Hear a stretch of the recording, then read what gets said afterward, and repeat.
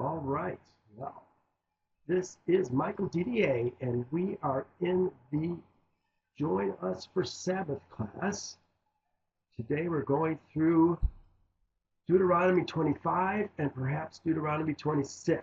I say perhaps. Sometimes we don't get very far. I'd like to start by talking about what we did last time.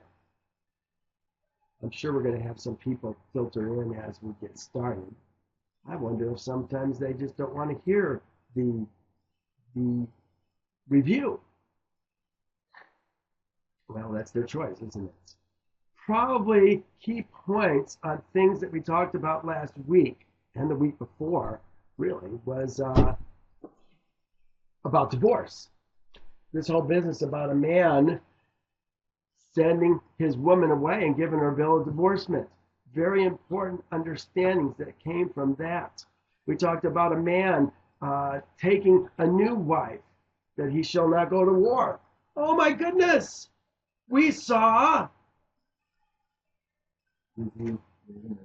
Was it in the review?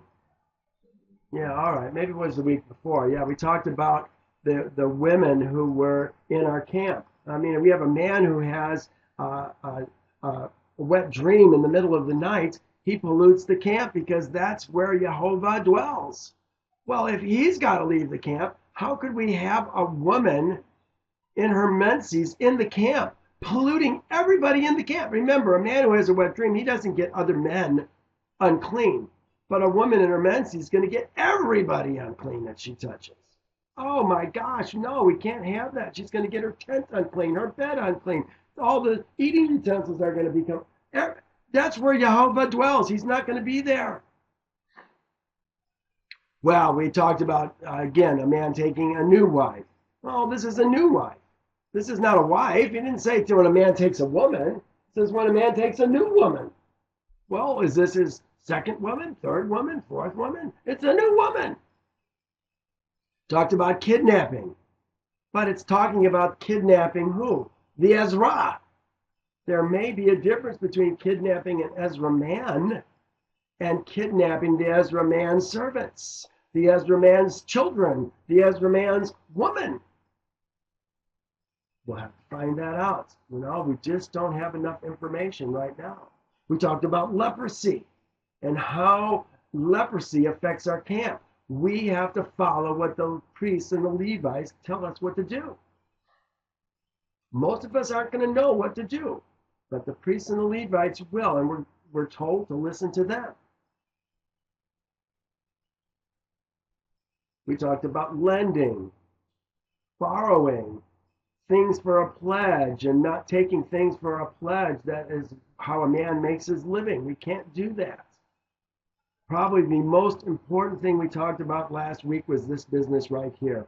Fathers shall not be put to death for their sons, nor shall a son be put to death for their fathers. A man, not a person, a man shall be put to death for his own sins. Wow. Wow. So much for us to understand. How does a woman fit into this picture? We don't get it. We are lost in the doctrines and traditions of men because we have made women men. Well, shame on us. But this doesn't say women shall be put to death. Mothers shall be put to death for their daughters. No. It doesn't say a woman shall be put to death for her own sin. It says a man shall be put to death for his own sin. Well, that tells us something. There's more to the story. I wrote an article this week on this particular verse. If you haven't read it, you really need to read it. Here, let me show you where it's at. Right here. It's called A Man Shall Die for His Own Sin. Deuteronomy 24:16. You really need to read that if you haven't read that yet.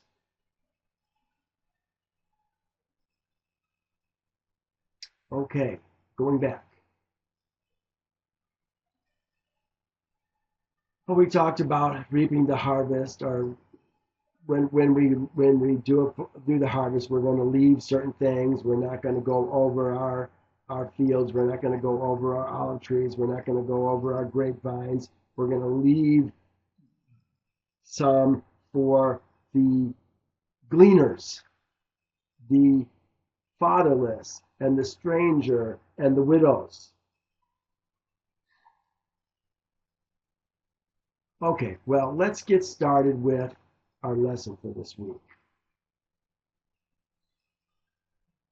Again, we're seeing,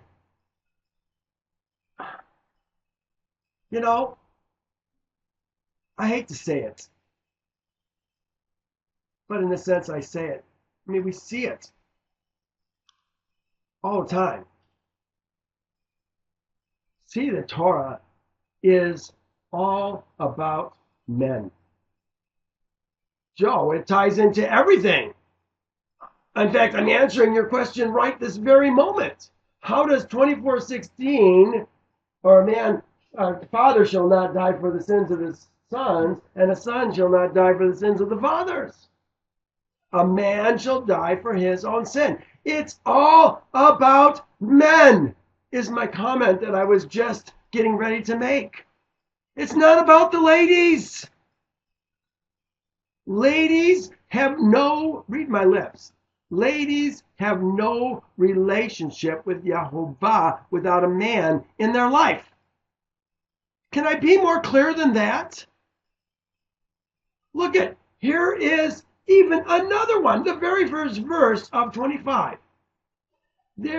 If there is a dispute between men and they come to court.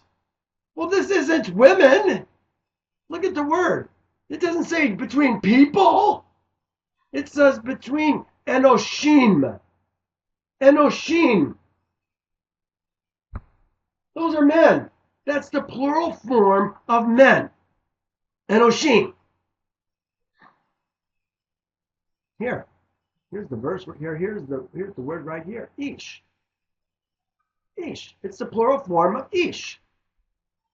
Enoshim. If there is a dispute between men and they come to court,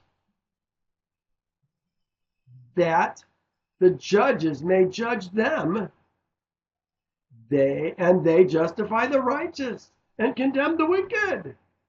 Then it shall be, if the wicked man deserves to be beaten, then the judge will cause him to lie down and be beaten in his presence, according to his guilt, with a certain number of blows. He's judging between the righteous man, the Zadik, Ha-Zadik, here it is right here, the Zadik man, and here's the other one, Ha-Rasha, the wicked man. The Zadik, the righteous man, and the wicked man. He's going to make a difference between those two men. Listen to what he says. I want you to read this again, 25, verse 2. Then it shall be, if the wicked man, Ha-Rasha man,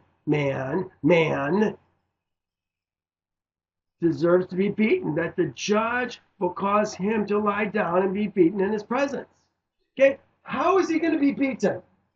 Okay, we assume that it's going to be only by lashes. But I'm here to tell you it's more than lashes. A dispute between two men. Could a dispute between two men be a flat-out battle between two men? There will be a dispute. Someone kicked the snot out of somebody, an innocent man, because he was drunk, gouged out his eye, broken arm.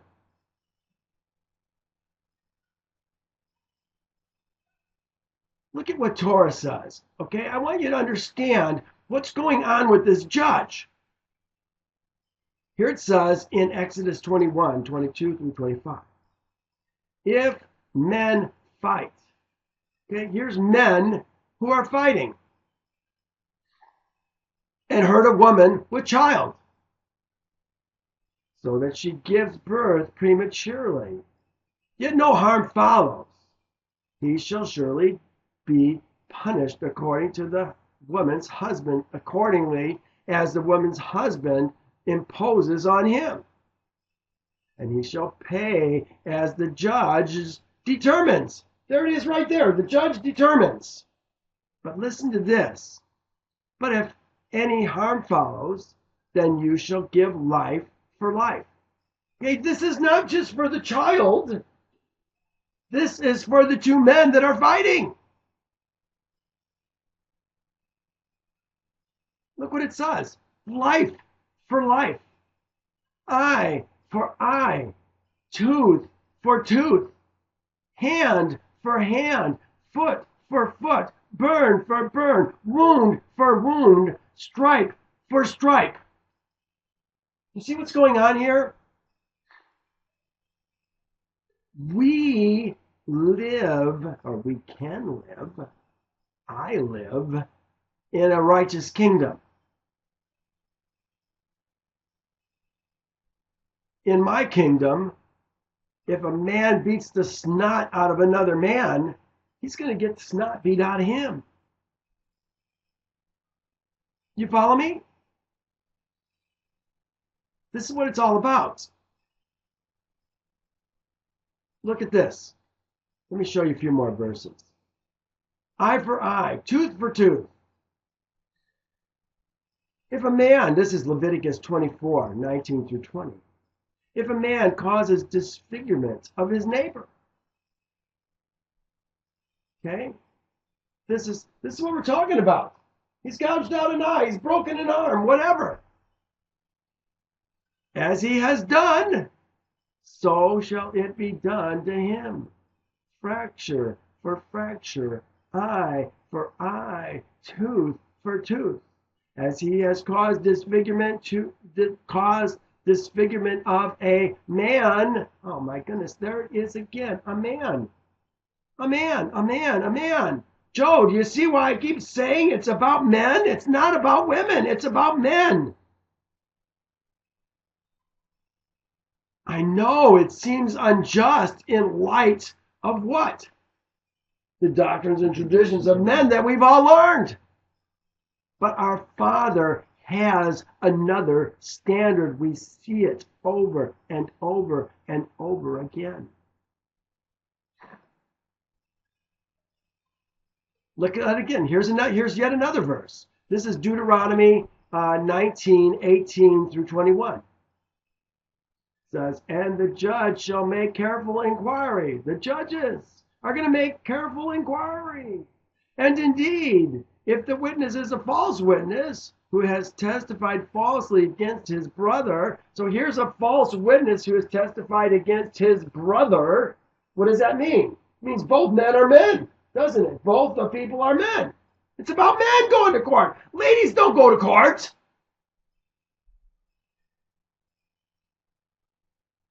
Wow. Then you shall do to him as he thought to do to his brother. Okay, here's somebody that bore false witness against his brother. He was trying to get his brother killed. Well, now he's going to be killed because he bore false witness. He says, so you shall put away the evil from among you. And those who remain shall hear and fear, and afterwards they shall not again commit such evil among you. Your eye shall not pity. Life shall be for life. Eye for eye, tooth for tooth, hand for hand, foot for foot. Oh my goodness. I want you to see something. I put together a new topic note this week. I call it Eye for Eye.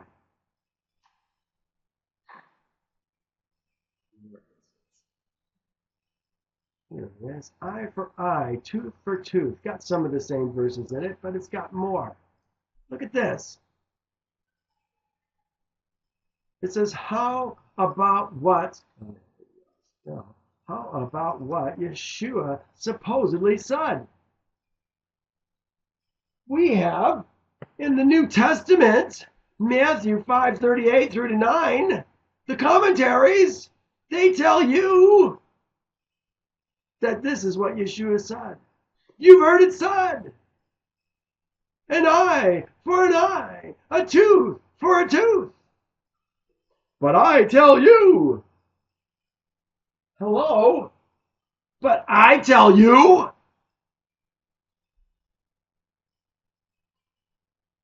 not to resist an evil person. Oh my God. But whoever slaps you on your right cheek, turn the other to him also. Okay, so what's he saying? He's saying if he gouges out your eye, give him your other eye. Is that what he's saying? Okay, folks, this was given to us by the Catholic Church, who was ruthless. The Romans, they were ruthless in destroying Israel. They didn't want Israel around because Israel serves another master. So what do they tell you? Don't resist an evil person.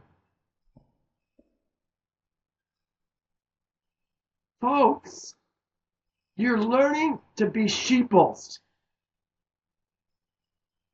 Yeshua can't change anything. But I tell you, hello? Does anybody see a problem here? Come on, answer me. You see a problem? Yeah, Gary says, I see a huge problem. You can't trump Torah. Torah says an eye for an eye and a tooth for a tooth. You don't turn the other cheek. You don't give him the other eye. You don't let him break the other arm. You don't let him break another tooth.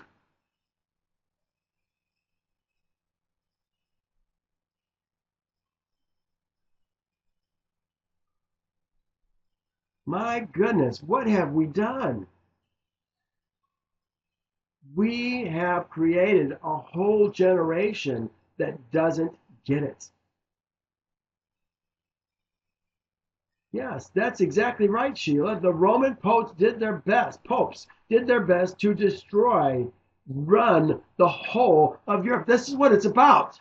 They wanted to be the Elohim. They don't want Yehovah to be the Elohim. The Pope wants to be the Elohim. And because of that, they tell you this kind of garbage. And we accept it as truth. And we throw out our Father's eternal and unchanging ways. Well, shame on us. You know, I got to say this. This business where Yeshua says, you've heard it said, do not kill, do not steal, do not commit adultery. I say to you, but I say to you. Come on. Come on. But I say to you, if a man thinks it in his heart, he's committed it already. Is that true? I think this is all about their confessional chambers. The Catholic Church wants you to confess your thoughts. Why? Because they can control your actions. Ooh, this is such a wicked system, and we have no idea what we've done. We don't understand that these books of the New Testament were given to us by the Catholic Church. They're the ones who put these things and put it into what we call the Bible. Well, let's continue. Now we have a better idea about how this all fits together. He goes on, 40 blows he may give him, and no more, lest he should exceed this, and beat him with many blows above these, and your brother be humiliated in your sight. Yeah, they've added the books of the Apocrypha as well. Many of those books are still in their Bible. No more than 40 lashes, lest he be humiliated. Well, there's times where they're going to lose their eye. Okay, 40 lashes is maybe for something else. But if he's knocked out somebody's eye, the judge is going to order that he not get his eye knocked out. This is what it's about. Sounds horrid? Well, this is part of the reason why the nations say, what great nation is this that has Elohim so close to them that they may call upon him for whatever they desire? And what great nation is this that has such statutes and righteous judgments? There's a reason why they say that. We don't have people beating the snot out of everybody because they know it's going to happen to them. We don't need prisons. We just beat the crap out of somebody who did it to somebody else. Let's continue. New thought. He says, you shall not muzzle an ox while it treads out the grain. Don't muzzle the ox while it treads out the grain. Well, this is it just about oxes? What about other animals? Any animal. Okay, this is an example. This is a principle that we're getting, and this is what Paul's getting at when he's talking here. I says, in other words, help the animal perform the work that only he can do. Most people are not strong enough to turn that grindstone so he can tread out the grain. This is what we're talking about. We're talking about an ox treading out the grain. He's driving those grindstones in a circle so that the grain gets ground into a fine powder so we can make bread. Help the animal perform the work that only he can do. Well, Paul said some interesting things. And, I might sound like I'm tooting my own horn here, but, I want you to see this. It says, for it is written in the law of Moses, the Torah of Moses, you shall not muzzle the ox while it treads out the grain. Is it oxen Elohim is concerned about? Well, no, it's far more than oxen. It's far more. He goes on. Or does he say it altogether for our sakes? For our sakes, no doubt. This was written, that he who plows should plow in hope. He who threshes in hope. In hope should he be partaker of this hope. But it said plows, threshes, yeah, okay. We have sown spiritual things for you. Is it a great thing if we reap your material things? Okay, I spend my life at this computer, sowing, threshing, plowing ground so that I can help people understand the message.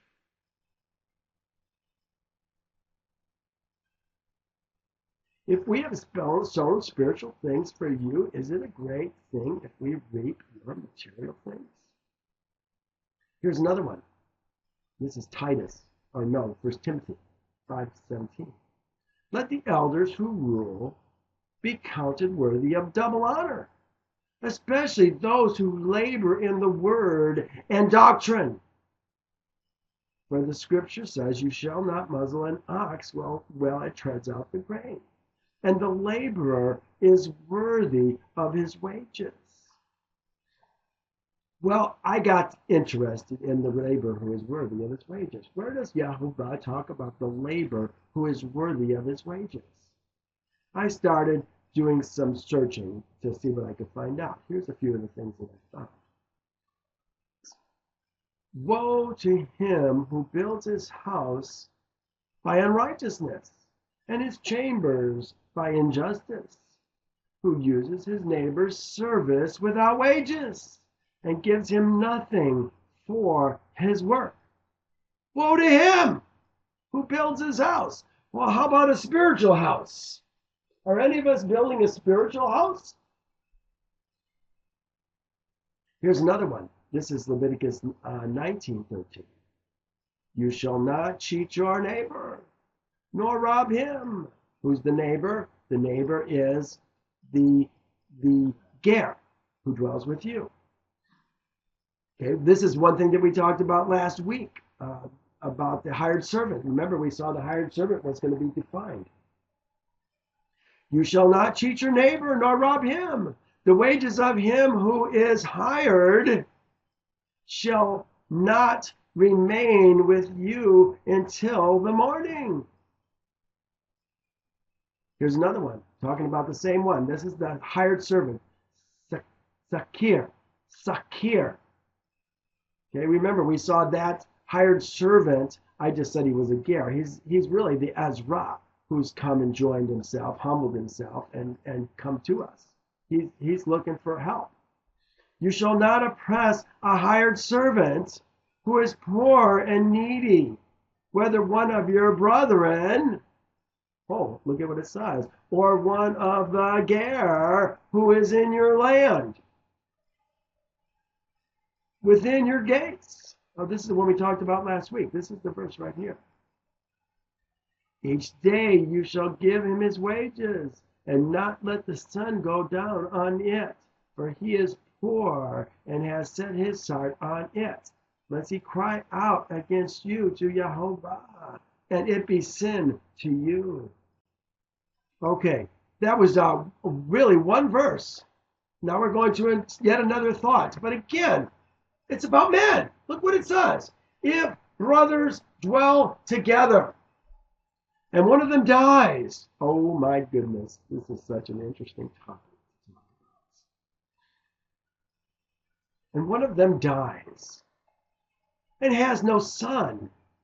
The widow of the dead man shall not be married to a stranger outside the family. Her husband's brother shall go in to her. Wow, this is really quite amazing stuff.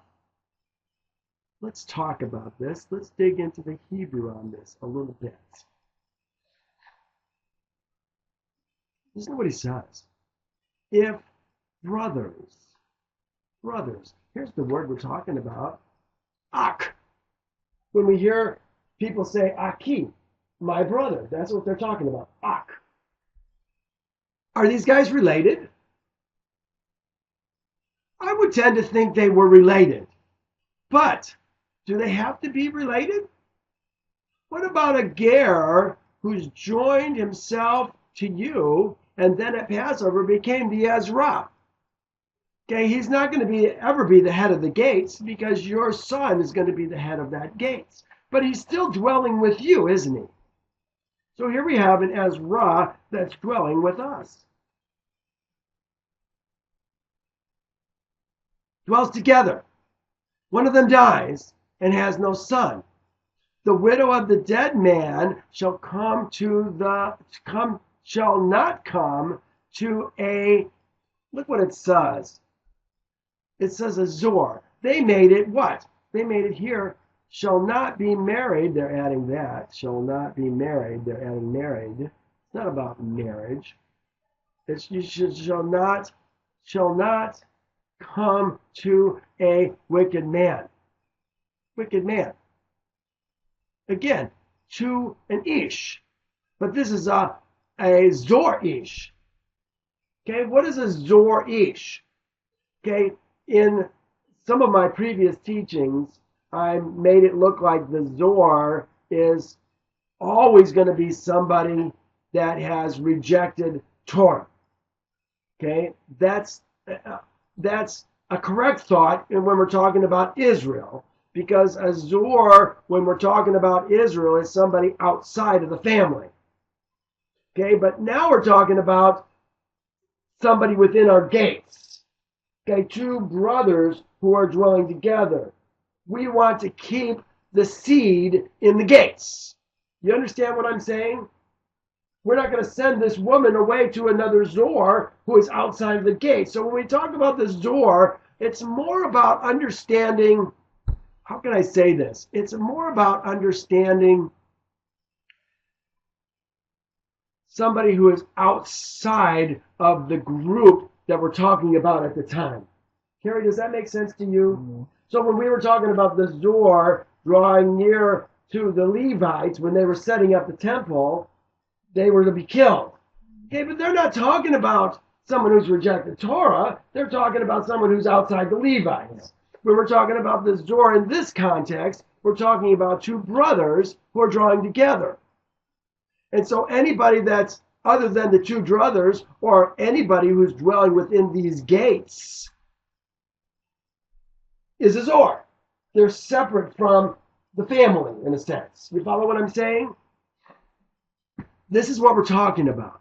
So we're not going to give it the seed to somebody outside the gates. Why? Because we want to keep the land in the family. You understand what I'm saying? It's about keeping the land in the family. Now, let's say that the man who died is the head Ezrach, the leader of the gate. That means what? That means that his son is going to be the new leader of the gate when he comes of age. But he doesn't have a son. So who would the new gatekeeper be? Let's call him a gatekeeper, the head of the gates.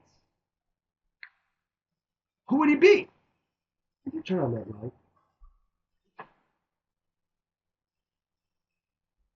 The second-born.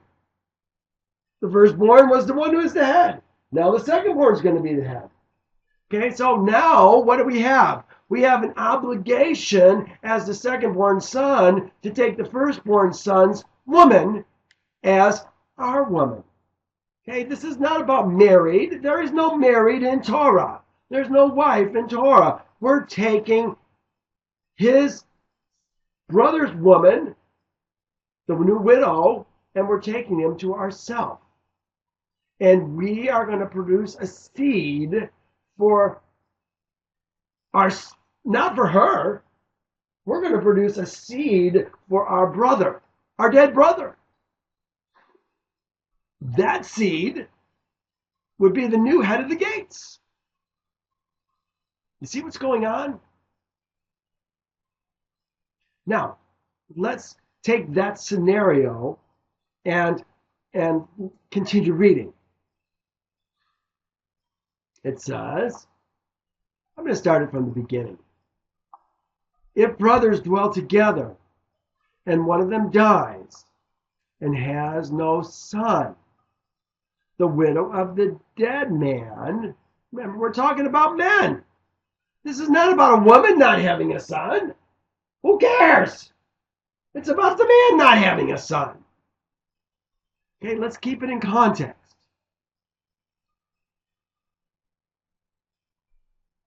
The widow of the dead man shall not be taken, well, here, I put it here, shall not come to a Ra'ah man outside the family. Okay, this is what we're talking about. Somebody who's outside the family. Someone from outside, really, they say family. I would say gate. Okay, they're implying family. Okay, they wrote the family. But I'm saying here it's brothers. Aki, brothers, dwelling in the same gates. This is who we're talking about. Her husband's brother,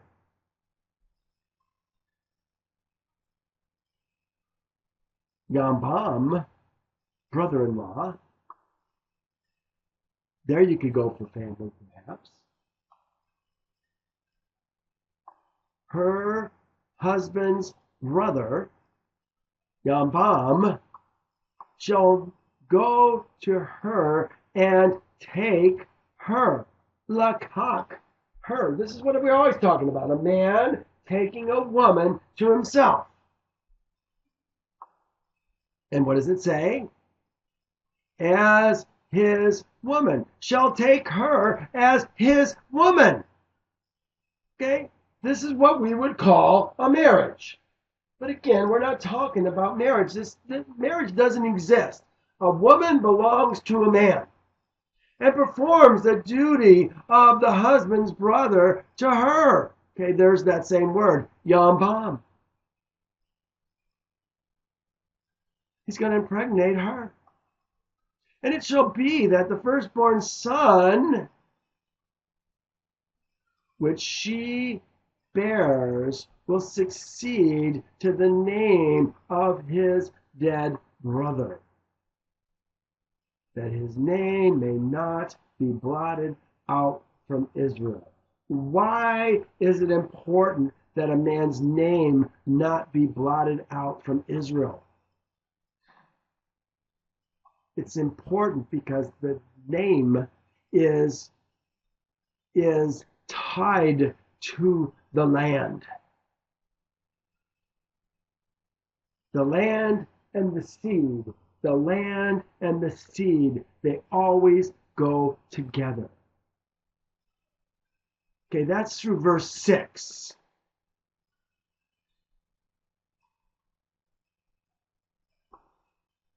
But I put, what if the man's brother is already married? Okay, he's going to take a woman. But he's already married. Well, so what? He's still going to take her as his woman. The firstborn son that comes from her is going to be the replacement for the brother's seed. Okay, again, I want you to see multiple marriage, multiple women, I don't want to say marriage, multiple women is a fact of life in our Father's kingdom.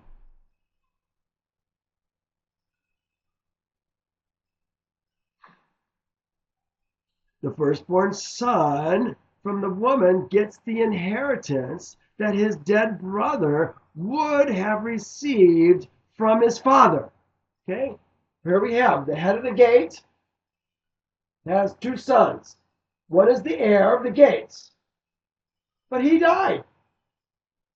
Now the second-born son is going to have to take the woman and produce a seed so that the firstborn son can carry on the gate.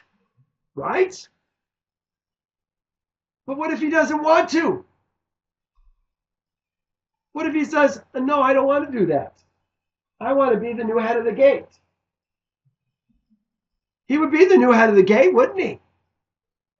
And now his son would be the new head of the gate. You follow what I'm saying? Kind of a test. Kind of a test in Yehovah's kingdom for what's in the heart of a man, isn't it?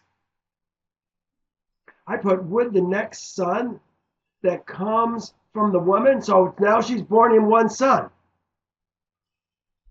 She's born the man who did take his brother's woman. She bore him a son, and that becomes the head of the new gate. The seed for his father. But now, what about the next son? Is he going to throw her out after he's given her a son for his brother? Or does he keep her as his woman? Well, duh, of course he's going to keep her as his woman. So now she's going to bear more sons and daughters. Whose sons and daughters are they? They're his sons and daughters, the new man's sons and daughters. In this sense, I was thinking to myself the other day, one woman can bear the firstborn son for two men from the same man. Do you see that? Oh, yeah, buddy. Yeah. Because she's bearing the firstborn son for the dead brother, but she's also bearing the firstborn son for the new brother.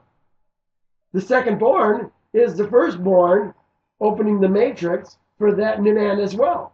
You see what's going on? Ooh, it really gets confusing if you stop to think about it.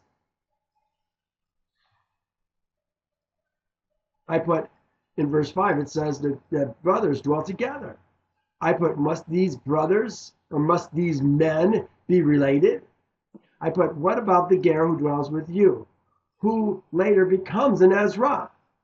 Same generation, Ezras are always called brothers. So yeah, what about the Ger who becomes an Ezrach? Does he have to be a blood relation? Okay, I don't think he does. It does say Yambam, but Yambam is not about necessarily blood. It's about brothers. Two brothers dwelling together. We're talking about spiritual men dwelling together. Well, let's go on to verse 7. But if a man does not want to take his brother's woman, then let his brother's woman go to the gate to the elders and say, my husband's brother. So where is she going? She's going to the gate. The gate. Remember, Abraham had gates. He would have appointed elders in that gate to settle arguments. Just the same as Moses did. Had elders that he appointed. Rulers of tens, rulers of 50s, rulers of hundreds, rulers of thousands. She's going to them. Listen what happens. But if the man does not want to take, they used a good word, take, his brother's woman, then let his brother's woman go to the gate of the elders and say, my husband's brother refuses to raise up a name to his brother in Israel. His brother in Israel. Oh, isn't that interesting that they would say his brother in Israel? That kind of makes it so that we understand it is. It is Ezra coming from the spiritual seed. It's not necessarily blood related, it's spiritual related. You see what I'm saying? His brother in Israel. He will not perform the duty of a husband's brother.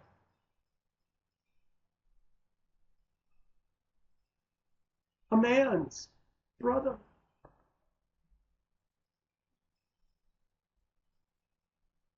He will not Yambam. Right here. He will not perform. He will not Yambam. This is what it says right here. He will not Yambam. They add the duty of a husband's brother. All that is added. Okay, that whole thing from he to brother. He will not perform the duty of a husband's brother. Is that sentence right there? He will not Yamvam.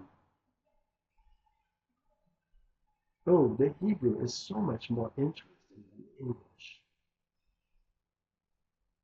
Okay, why would the man not do it? Well, I already suggested one reason why a man might not want to do it. What would the reason be? Joe, I just said the gatekeepers are the judges who are appointed for those gates. Remember, we're talking about large gates with many Ezra, probably many Ger who dwell with them, and many servants who dwell with them. Always think of Abraham's gates. But let me continue on my story here. Why would a man not take the woman? Well, I already suggested one, the second-born son. If he doesn't take the firstborn son's woman, he becomes the new heir, the new gatekeeper. Didn't want to take her, didn't care about her, didn't care about the widows and orphans. This is part of caring for the widows and the orphans who are within our gates. Remember, kin take care of kin. Now, normally you wouldn't have to marry a widow, but in this case, we are supposed to marry the widow. We're supposed to take the widow for ourselves, raise a seed for her. But he didn't do it because he wanted to be the new successor.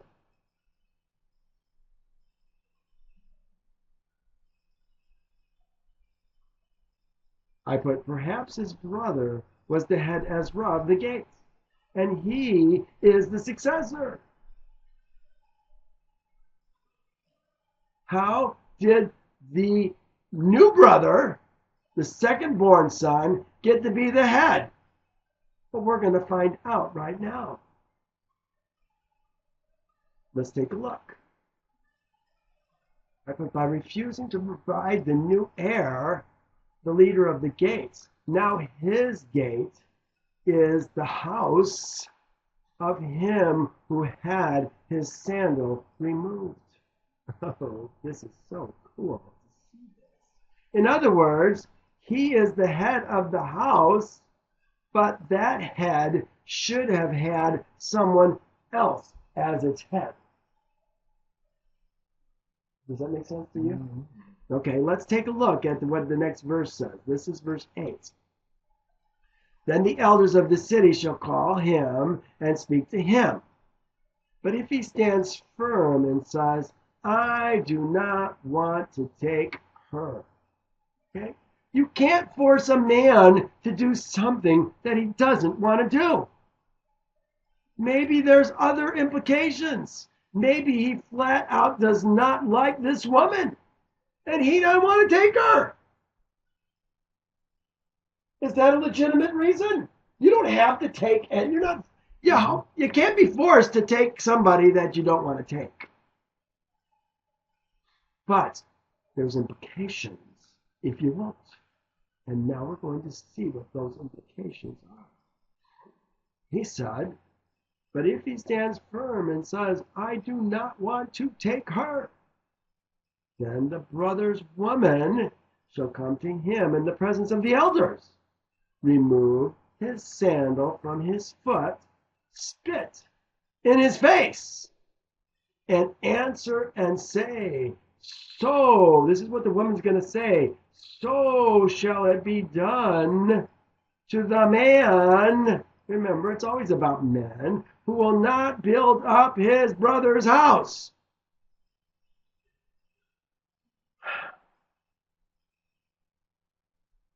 Well, now look what it says. I'm going to come back to this verse. It says, and his name shall be called in Israel the house of him who had his sandals removed. The house of him who had a sandal removed. What are they saying? In a sense, it's a way of saying this is the home of a man who has actually taken this gate, this home, unlawfully, in a sense. You follow what I'm saying? Mm-hmm. This is very important for us to see this. Yehovah wants to see that name preserved. The whole business that we saw about the daughters of Zelophehad was all about preserving their father's name in Israel. This is why they were going to men that were within their house,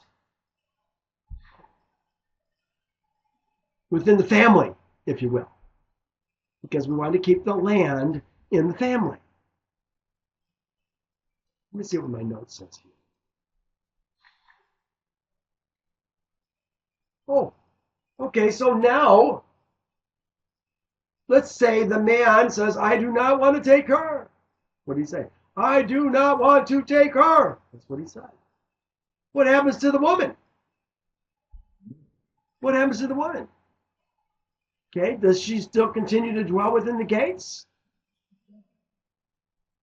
Maybe. Remember, it's about near of kin. I think she's going to go back to her father's house.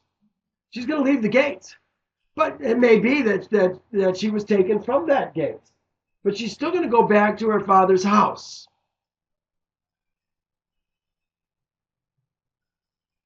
I put, is there a woman who would not want to be taken by her brother-in-law? We saw that the brother-in-law might not want to take the woman, but what about the woman who does not want to take the brother? Does she have a choice? No, of course she doesn't have a choice. I put, does she have a choice? Does she have a choice in the matter? The answer is no. She has no choice. Her fate, if you will, is being decided by the brother. Will he take her? Yes, she becomes his woman. No, she goes back to the family that she came from.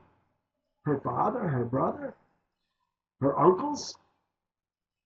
I watched a movie called Loving Leah. It's a Hallmark movie. Loving Leah.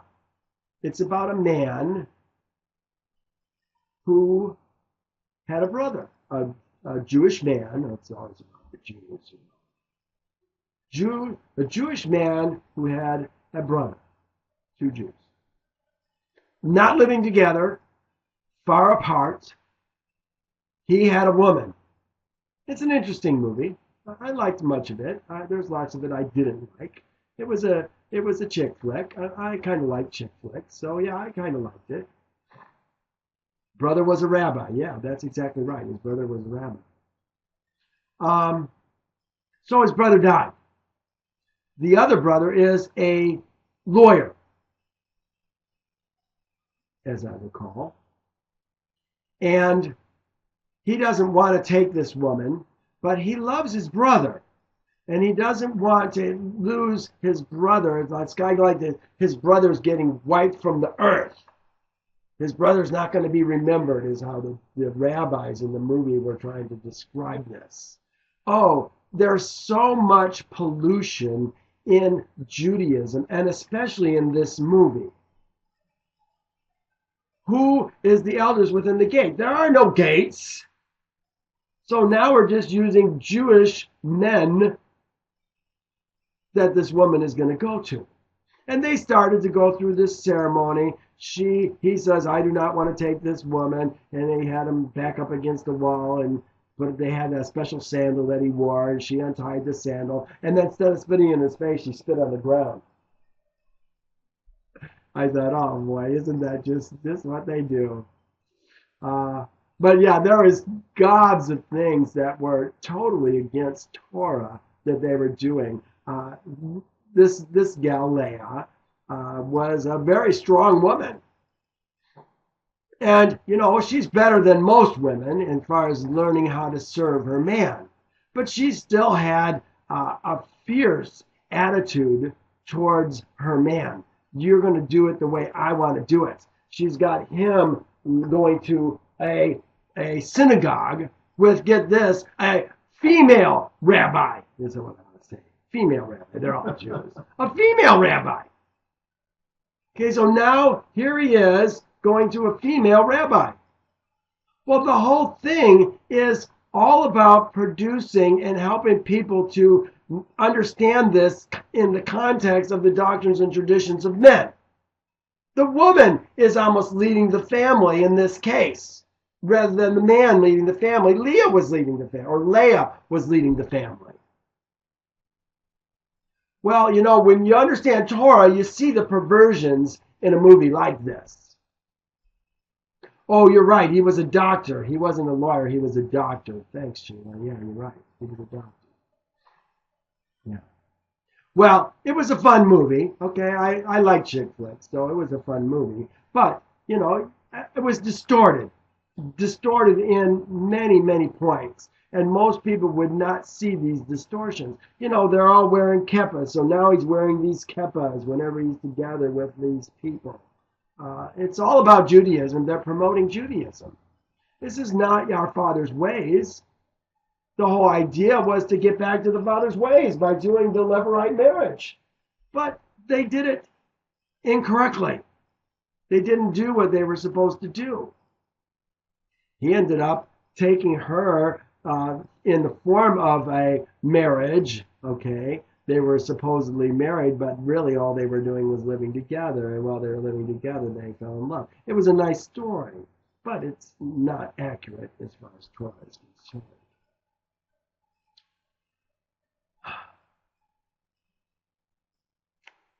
She's going to raise up a son.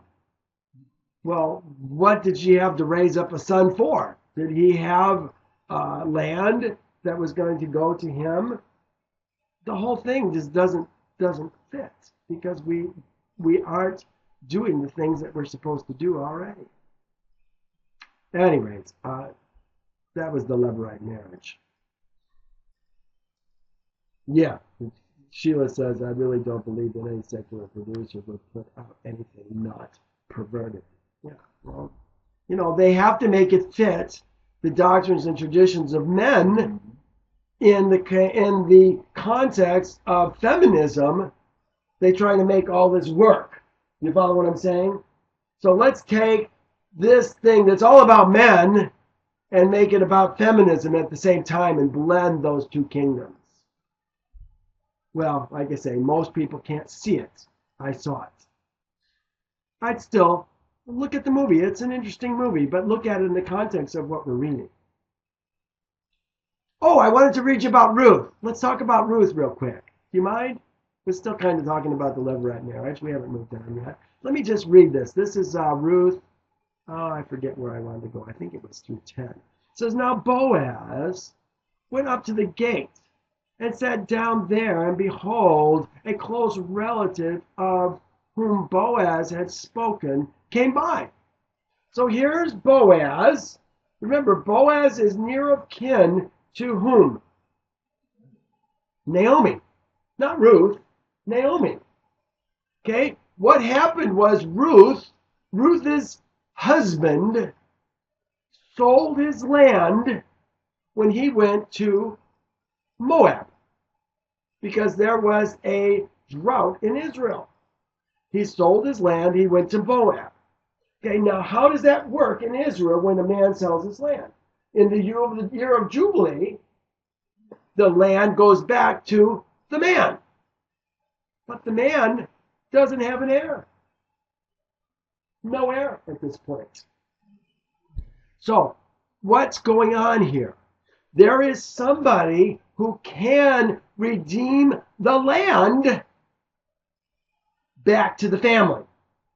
And that's what Boaz is doing. But Boaz is not the nearest of kin. And so he is talking to the man who is the nearest of kin. And here's how the story goes. Now Boaz went up to the gate and sat down there. And behold, the close relative, the one who is closest, to whom Boaz had spoken, came by. So Boaz said, come aside, friend. Sit down here. So he came aside and sat down. And he took 10 men of the elders of the cities. These are witnesses. This is why we have the elders of the city, good witnesses to see what's going on. And said, sit down here. So he sat down. Then he came then he said to the relative, say, Naomi, who has come back from the country of Moab, sold a piece of land which belonged to our brother Elimelech. Their brother, Elimelech. Okay, was he a brother, or was he someone who was just an Ezrach? Okay, I think he was a brother. Maybe these two, he calls him his friend, but are they brothers? It appears they may be, but they're certainly close relatives. So let's go on with the story. our brother Elimelech. She said, Naomi, who has come back from Moab, sold a piece of land which belonged to our brother Elimelech. Okay, she didn't sell it, he sold it.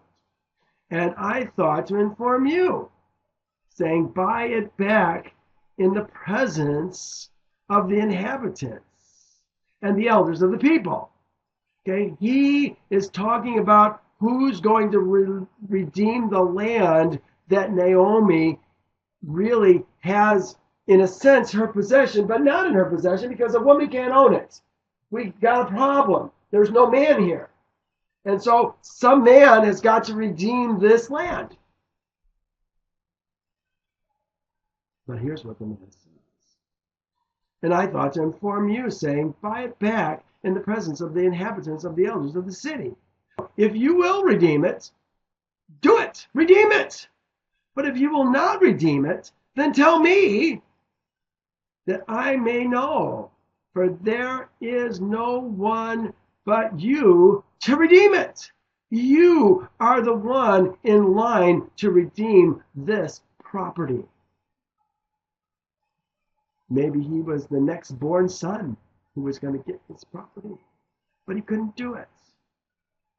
And he says, and I am next after you. Maybe it's three brothers. The eldest brother could have been Elimelech. The next brother could have been this brother, and then Boaz, the third brother. Could be exactly what's going on.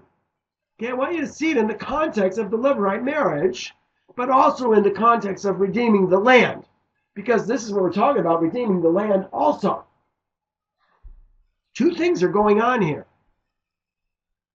Then Boaz said, on the day you buy the field from the hand of Naomi, you must also buy it from Ruth the Moabitess. Okay, why Ruth?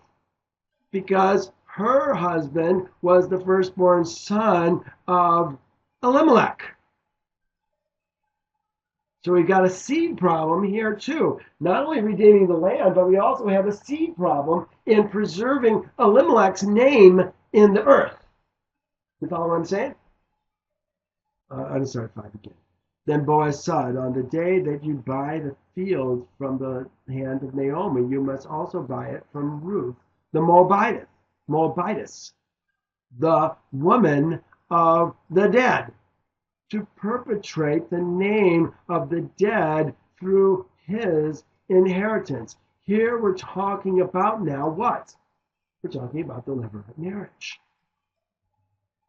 And the close relative said, I cannot redeem it for myself, lest I ruin my own inheritance. So he's got something else going on that is going to prevent him from doing it.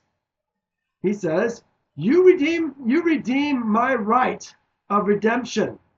He's giving Boaz the right of redemption. He's bowing out. He says, you redeem my right of redemption for yourself, for I cannot redeem it.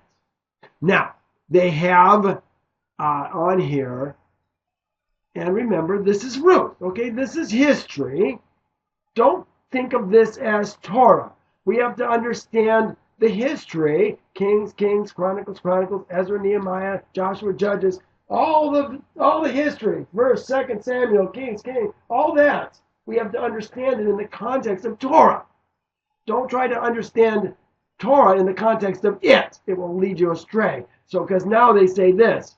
Now, this was the custom in former times in Israel concerning redeeming and exchanging to confirming anything. A man took off his sandal and gave it to the other. And this was confirmation in Israel. Well, maybe it was. Maybe this was his way of saying, I'm going to take off my sandal, I'm going to give it to you, Boaz. I'm going to give you that right. But we don't see anything like that in Torah, but it makes sense. So he's giving him the footwear. Remember, it's the footwear that the woman takes off because he will not perform the duty of the yamvam.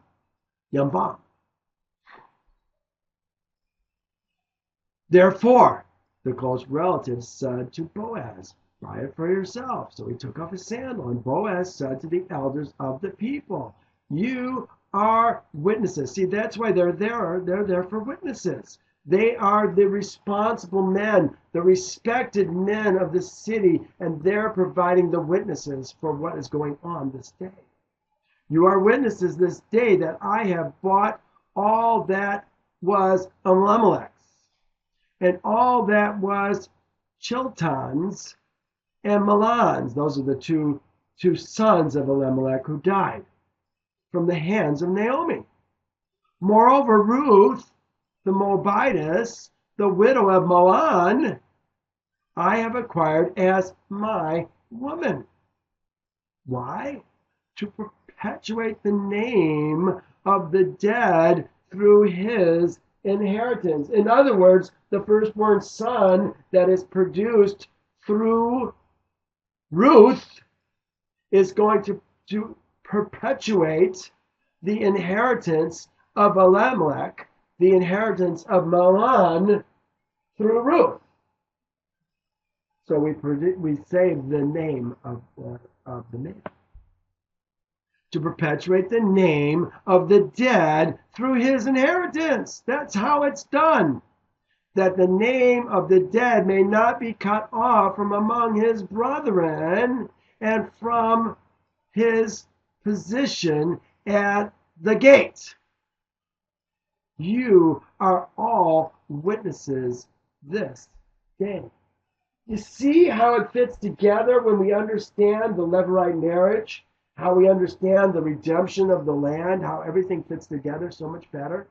Isn't that cool? All right, well, I wanted to show you that so you could see that. Let's continue on with where we were. We're going to go back to 25:10.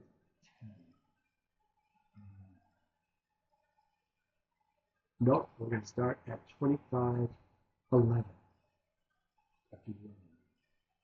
Again, if men fight, Enoshim, we're talking about men fighting together, not ladies fighting together. We're talking about men fighting together. Isn't this more evidence that it's all about men? If two men fight together, two Enoshim, okay, the two is added. If Enoshim, if men fight together, is what it's saying. And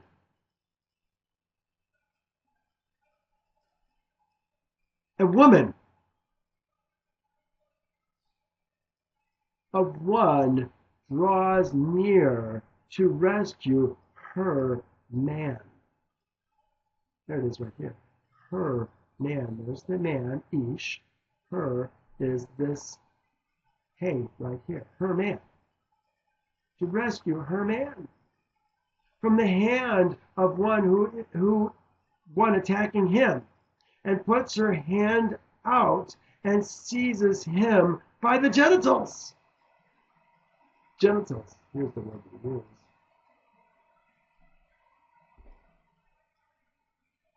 Mabush. Mabush. Ba mabush. By the genitals. Listen what happens to her. It says, then you shall cut off her hand. Your eye shall not pity her. Wow. Pretty serious stuff. She's trying to rescue her man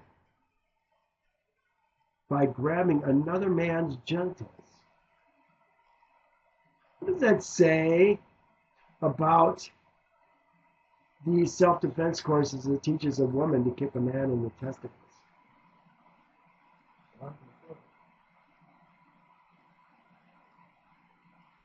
What is going on here? Why? See, this is what we have to ask ourselves. Why is this so important to Yehovah? We take this for granted. Kick him in the balls. Okay, that may be a little crude, for some, but this is what we're talking about. Okay, this is what the world teaches. But what does Yehovah say? Why does Yehovah feel so strongly about a woman doing this to a man? Okay, these are questions that we have to ask ourselves. What's this about? I think it's about seed. I think it's about, dare I say, this is the serious stuff. We don't understand. Women are not men. There's a respect that a woman must have for a man, any man. And this does not demonstrate that respect.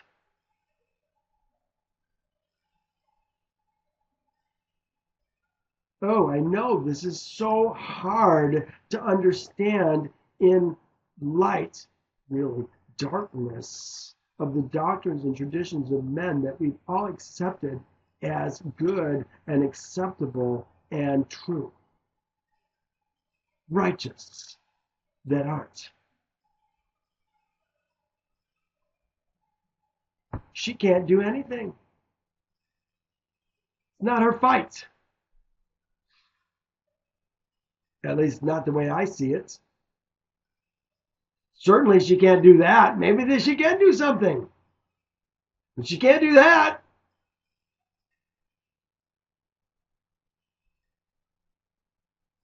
Then you shall cut off her hand. Your eyes shall not pity her. Can you see the husband of that woman, the man of that woman, having to cut off? Well, whether or not it's going to be him that cuts it off, somebody's going to cut off her hand. The elders of the city? Wow. You shall not pity her. Honey, why did you do such a thing? Well, food for thought. All these things we have to take line upon line, precept upon precept, here a little, there a little, helps us to understand how it all fits together. Can she not protect her man? These are deeper thoughts. These are deeper thoughts. Not like that she can't. Yeah. Frying pan over the head? Is that allowed? I don't know. We'll find out in the millennial kingdom. We'll find out when Yehovah brings back Zion, because as watchmen will all see eye to eye. We're going to get the answer to some of those questions at that time. Until then, we have much to learn. We're learning the framework at best right now for how to live in Yehovah's kingdom. Kind of like what we were talking about, the muzzling the ox. It's not about the ox, it's a principle. There's a bigger principle there, and there's a bigger principle here as well. Let's continue on.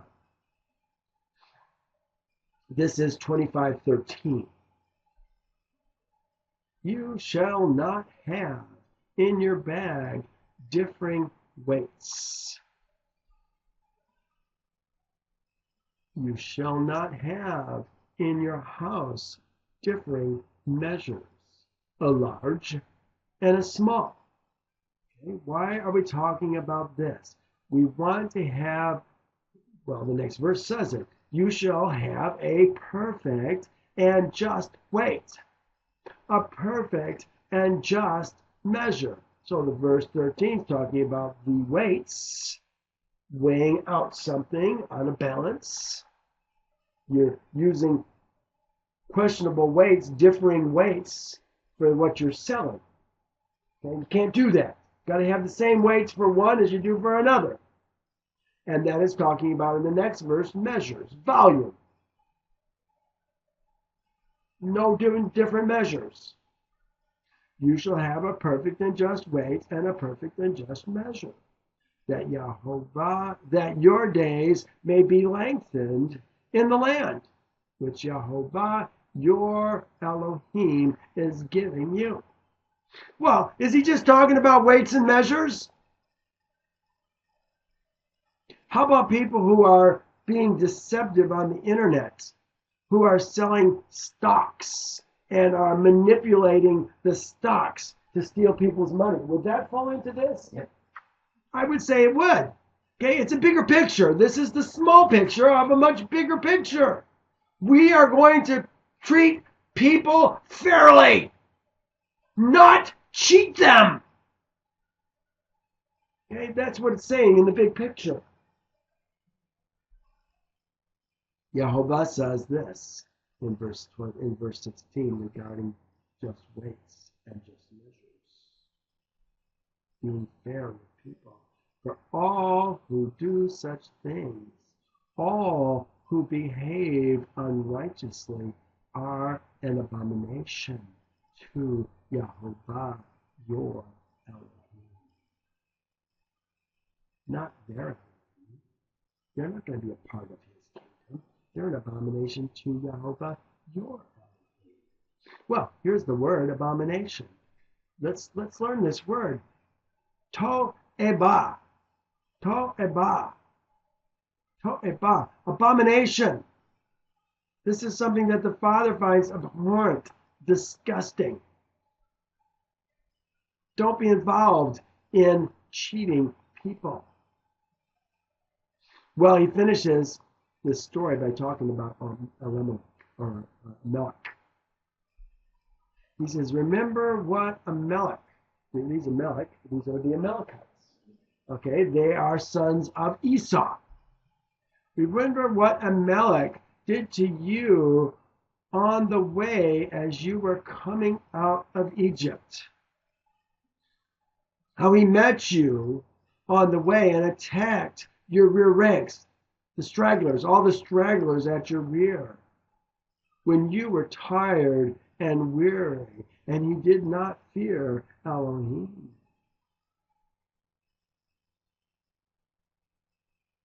You know what? That's going to happen again. These sons of Esau, these wicked men of the flesh, are going to come after Israel in the last days. We're going to wipe off these men of the flesh from the face of the earth before the end. Yehovah is going to help us, and he'll actually finish them off. But listen to what he says. This is the last verse of this chapter. Therefore, it shall be when Yehovah, your Elohim. Okay, remember, every time we read Yehovah, your Elohim, we're talking about who?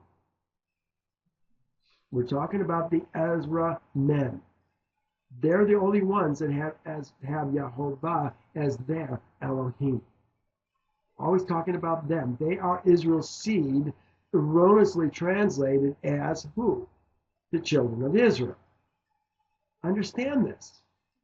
Therefore it shall be when Yehovah your Elohim has given you rest from all your enemies all around in the land which Yehovah your Elohim is giving you to possess as an inheritance. Remember, only Israel's seed, the Ezrach, get the inheritance, get the land. The Ger dwells within their gates. But it's the Ezrach that get the land. Not the children of Israel. There are no ladies owning land. What does he say? That you will blot out the remembrance of Amalek from under heaven. This is what he says. You shall not forget. Well, we came into the land, and unfortunately, we did forget. He says, we did forget. And it was not until Saul was king that Samuel reminded him to do it. Yehovah didn't tell Samuel to do it. Samuel read the Torah, said, oh my God, we were supposed to wipe out Amalek from the earth, and we haven't done it yet. So he commanded him to do it. Well, that's the story here in 1 Samuel 15, 1 through 35. I'm not going to read it. You guys can read it. But we were supposed to wipe out Amalek. Saul didn't do it. He left people alive. He left some of the cattle alive, some of the sheep, and the goats alive. But Yehovah told him to wipe out everything. He didn't do it. Blot out the remembrance of Amalek from under heaven. Don't want anything that's going to remind us. We don't even want a cow that's going to remind us this was Amalek's cow. No, we don't even want that. We want to wipe him out from the face of the earth. Blot out the remembrance of Amalek from under heaven. Under heaven. Under heaven. What is under heaven? Okay, we tend to think of heaven as the stars and the planets and all that, but that's not heaven. The heaven is where the birds fly. The birds fly in the heavens. So we're talking about everybody who's on the land. We're going to wipe out Amalek from the land, from the earth. Okay, it is 12:31. We're going to move to the next chapter. And it shall be, when you come into the land, which Yehovah, your Elohim, is giving you as an inheritance, and you possess it and dwell in it. What are we talking to? The Ezrach. Yehovah, our Elohim. He's the one who gives the Ezrach the land, the gates. You shall take some of the first of the produce of the ground, which you shall bring from the land, that Yehovah, your Elohim, is giving you. You, okay, I'm making this you the singular, masculine, second person, you, thou. Not the ye, not all of you, not all Israel. He's talking about you, each of you men. In fact, maybe I should try to read it like that. It shall be when Yehovah, when thou come into the land that Yehovah, thy Elohim, is giving thee as an inheritance, and thou possess it and dwell in it, that thou shalt take from the first of all the produce of the ground, which thou shalt bring from thy land, that Yehovah, thy Elohim, is giving thee, each of you, and put it in a basket, and go to the place where Yehovah, thy Elohim, chooses to make his name abide. What are we talking about? We're talking about first fruits. I think this is the 2 first fruit celebrations. The one that happens during Passover, the first Sunday in Passover. Well, yeah, we're talking about the Ezra. They're the thee, the thy, the thou, the thine. That's them. It's their land. It's their ground. It's their fruit. But now they're going to bring it to the place where Yehovah makes his name abide. Okay, where's that place going to be? We don't know. Used to be Jerusalem. Before that, well, here. This is a thing Carrie and I worked out just the other night. Carrie, what did we call that? Do you remember? Let's do this. I can search.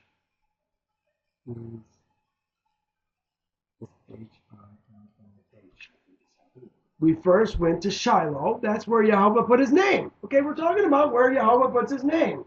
These are the places where the ark has dwelled. Okay, that's where Yehovah puts his name. Okay, then it went from Shiloh, it went to the Philistines. And it dwelled in the Philistines for a while. And they got plagues and diseases and all kinds of terrible things that happened to them. Then it went to Kirjath Jearim. Still another place. Then it went to a man's house, Obed-Edom. It went to his house for a while. Then finally it went to Jerusalem. Okay, again, just talking about where Yehovah is putting his name. Where is he going to put his name in the millennial kingdom? Most of us assume it's Jerusalem. You know what? They may be very well an erroneous assumption. He's put his name in lots of places. Originally, he's going to put his name in each place that Yehovah raises up as 144,000. It's going to be 144,000 locations, or certainly many multiple locations.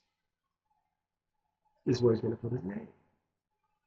But this is all about when we're come back into our land. We're not going to come into our land until the millennial kingdom. But what we're going to do is this right here. We're going to say these words. Let's take a look at this. This is pretty interesting stuff. Verse 3. This thing that we say always helps us keep our heart in the right place. Why are we bringing our first fruits from the land that Yehovah has given us and presenting them? It's almost like show and tell. Yehovah, look what we got! Woohoo! Let's find out. And you shall go to the one who is priest in those days and say to him, we're going to say it to the priest, I declare today to Yehovah my Elohim. I'm going to put it in first person because he's telling us what thou shalt say. But we're not going to say it like this. We're not going to talk about thy Elohim. We're going to say, I declare today that Yehovah, my Elohim, to Yehovah, my Elohim, that I have come to the country which Yehovah swore to my fathers to give me. You see what's going on here? Then the priest shall take the basket out of your hand, out of thy hand, and set it down before the altar of Yehovah, thy Elohim. Which altar are we talking about? This was probably the bronze altar. Okay. He says, and you shall answer and say to Yehovah, thy Elohim. Now they're putting it in the first person. My father was a Syrian, about to perish, and he went down to Egypt and dwelt there, few in number, and there he became a great, mighty, and popular, a nation, great, mighty, and populous. But the Egyptians mistreated us, afflicted us, and laid hard bondage on us. Then we cried out to Yehovah, Elohim of our fathers, help us! Are you doing that right now? Call out. We need deliverance. We are in bondage. And Yehovah heard our voice and looked on our affliction and our labor and our oppression. So Yehovah brought us out of Egypt with a mighty hand and with an outstretched arm, with great terror and with signs and wonders. Oh, this is so beautiful. Remember, it's all about remembering Yehovah, our Elohim. He has brought us to this place and has given us this land, a land flowing with milk and honey. And now behold, here it is. I have brought the first fruits of the land which you, Yehovah, have given me. And you shall set it before Yehovah, thy Elohim, and worship before Yehovah, thy Elohim. What is going on here? As I said, this is the first fruits. The first fruits of the barley harvest, the first fruits of the wheat harvest. We're bringing it to the Father, to the Creator, our Elohim. What's going on? We're saying, just like you said you do it, you did it. You are the Elohim who does what he says. I want you to remember. No, he wants us to remember that fact. We don't want to take the fruits that come from our labor as something that we have done for ourselves. We want to always remember Yehovah, our Elohim, and that what he says, he always does. He promised our forefathers that we would inherit this land flowing with milk and honey. And he wants us to know that what he says, he does. He made it come to pass. And here's the evidence of what he did. And when we bring this first fruits, we, the Ezra men who own the land, not the ger, not the servants, not the women, the men. When we bring this stuff to him, it reinforces in us who the Elohim on the mountain is and who we are as his segula, his precious possession in the earth. I have another one. Why do we do this with each harvest? I think it's to remind us that what Yehovah says, he does. He is a faithful Elohim who will always confirm his word. He said it, he's going to bring it to pass. You know what? As we now are approaching these last days,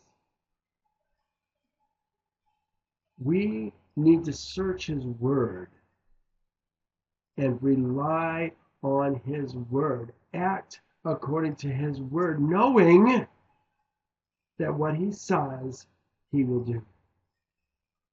I've said it more than once. The next woman that I take as my woman is going to be a woman who comes to me and says, I will provide my own food. I will provide my own clothing. Only let me be called by your name. Why is that so? Why do I feel that way? Because I want to fulfill Yehovah's word concerning these last days. This is what it's about. This is our goal for these last days, is to fulfill Yehovah's word, knowing that what he says, he will do. Oh, you know what? I just have to believe that this is going in the earth right now. This is happening. Yehovah is fulfilling his words. He is raising up a kingdom for himself. A nation who is not numbered among the nations is being raised up right now in the earth. And he's going to use those men to draw many unto him.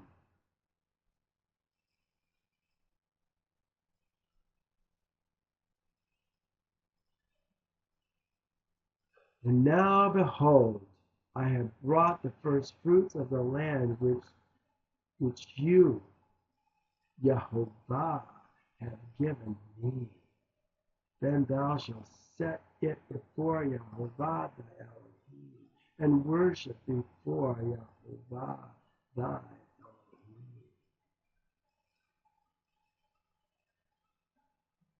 You shall rejoice in every good thing which Yehovah thy Elohim has given to thee, and thy house,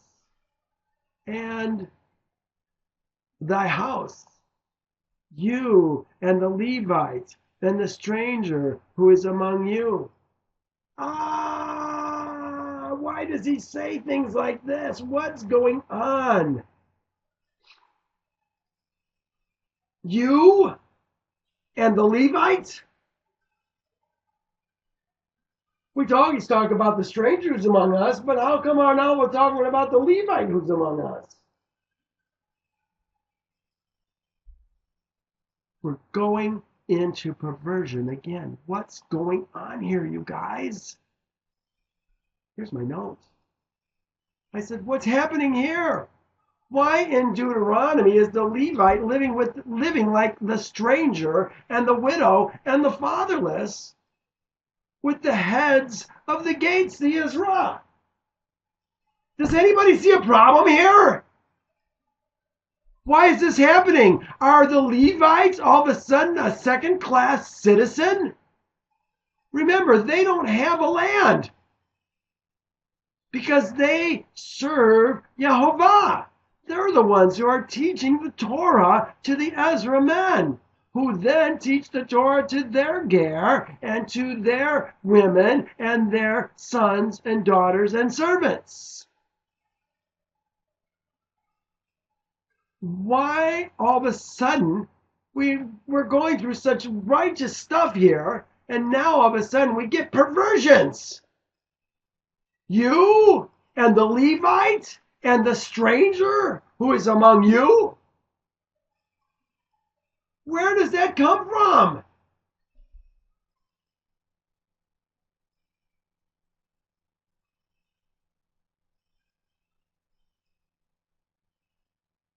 Look at this. I put this corruption goes right into the next chapter.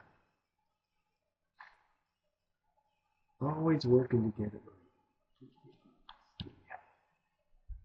Well, look what it says. Oh, this drives me crazy. Oh my gosh, you guys. Third year tithe. It says, the very next verse, verse 12. When you have finished laying aside the tithe of your increase in the third year. The third year. The third year. What? The third year? How do we count the third year? We talked about this in the past. Okay, we have first year. Let's use the schedule for the 7-year Sabbath.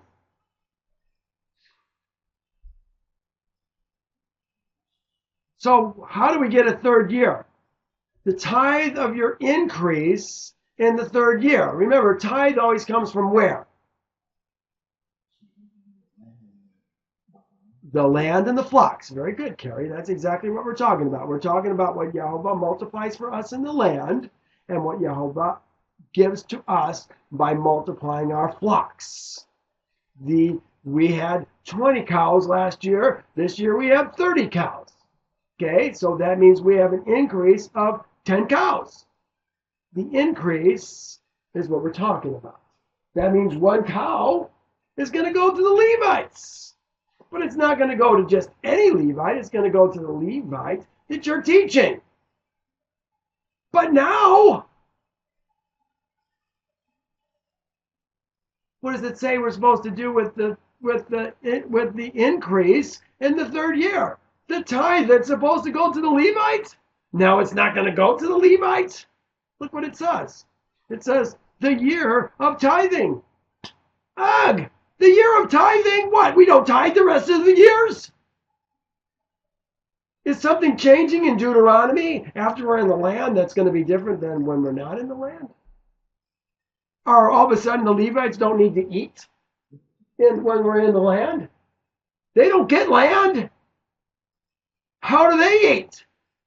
Now they're going to be a second-class citizen dwelling with you? Under your authority? Ridiculous! We've got corruption here, folks. Something's not right. I want to try and make this clear to you. Here we have such wonderful thing through verse 10, and now all of a sudden, what's going on? I don't like it. because it's against all the other things that we've learned and understood and accepted as true. Now, all of a sudden, we're getting perversion. Let's see the perversion. Let me finish this verse 12. It says, when you have finished laying aside all the tithe of the increase of your land, the tithe of the increase of in the third year. When you have finished laying aside all the tithe of your increase in the third year. The year of tithing. What? We're not tithing every year now? We're just tithing in the third year? Is this a tithe in addition to the tithe? Well, that doesn't make any sense. And have given it to the Levites, the stranger. What? We're going to give the tithe that belongs to the Levite now to the stranger? To the fatherless and the widow, so that they may eat within your gates and be filled? What's going on here? I put what? The Levite has to share his tithe in the third year? It doesn't all go to him? Let's see what the Father says. Let's see what the Creator says. You can't really read that because it's awful. Look what it says. For the tithes of Israel's seed, these are the tithes of the Ezrach, which they offer up as a heave offering to Yehovah. This is holy. The tithe is holy. It's going to go to Yehovah. He says, I have given to the Levites as an inheritance. Therefore I have said to them, among Israel's seed, they shall have no inheritance. Remember, we don't get land. We are serving Yehovah, teaching Ezrach his statutes and judgments and ordinances. We have no inheritance. It goes to the Levites. It doesn't say the Levite who dwells with you. It says to the Levites. Look, am I misreading this, Carrie? Take a look. Is that what it says? Goes to the Levites. Does it say anything about him dwelling with us? No. Something's going on here, folks. What's happening? I don't like it. Now listen what the Levites do. This is all in perfect order. Then Yehovah spoke to Moses, saying, speak to the Levites. So we spoke to, who did we speak to first? We spoke to Israel's seed. Hereafter, no, 24. For the tithes of Israel's seed, which they offer to Yehovah, offer up as a heave offering to Yehovah. A heave offering. This is something that's coming to Yehovah. But he says he gives it to the Levites. Now, it says, then Yehovah spoke to Moses, saying, speak thus to the Levites, and say to them, when you take from Israel's seed the tithes, which I have given you, from them as your inheritance, the tithes are their inheritance every year, not just the third year. Then you shall offer up a heave offering to Yehovah, a tenth of the tithe. So a tenth of everything that we receive, what's going to happen to it? Well, verse 27 tells us.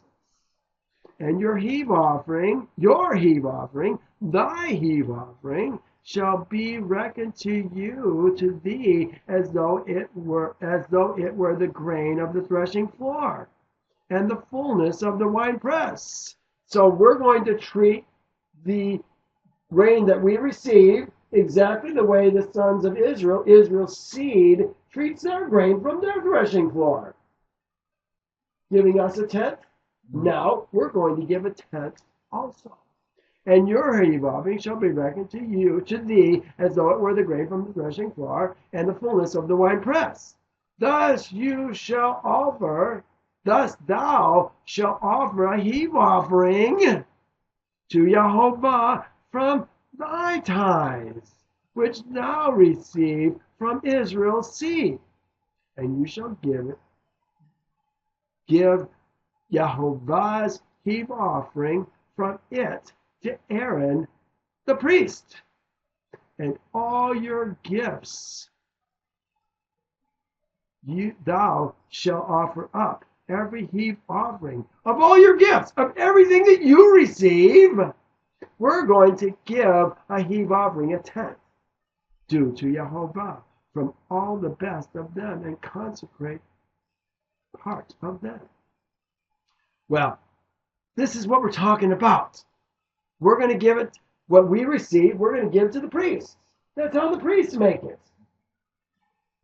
But now, in this third year, what the heck's going on? It makes me angry. You know what? We won't. Oh, thanks, Carrie. We'll have to talk about it more next week. Because this is stuff that we need to understand. There are things going on here that just do not fit with the rest of Torah.